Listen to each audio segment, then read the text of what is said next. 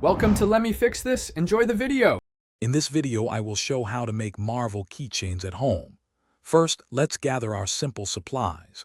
You'll need a sheet of shrink plastic, which is super fun to work with. Grab some permanent markers or colored pencils to bring your favorite Marvel characters to life. Don't forget a hole punch, a pair of sharp scissors, and a baking sheet lined with parchment paper. Finally, have your keychain rings and small jump rings ready for the finishing touch. We're about to create something awesome. Now for the fun part, designing. On the rough side of your shrink plastic, draw your favorite Marvel hero or symbol.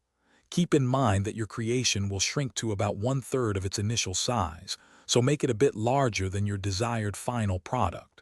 Use bright, bold colors to ensure they pop after baking. Once your artwork is complete, carefully cut it out, leaving a small border. Then, punch a single hole near the top. This is where your keychain will attach. It's time for the magic to happen.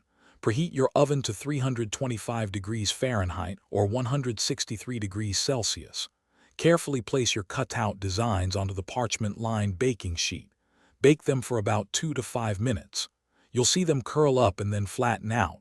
This is perfectly normal.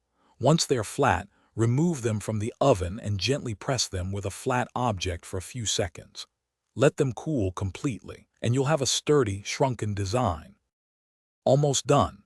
Now let's assemble your awesome new keychain. Using a pair of small pliers, open a jump ring and thread it through the hole you punched earlier. Next, attach that jump ring to your main keychain ring. Make sure to close the jump ring securely so your Marvel hero stays put. For extra durability and a glossy finish, you can apply a clear sealant. And just like that, you've created a fantastic, personalized Marvel keychain. Enjoy your handmade creation, or give it as a unique gift.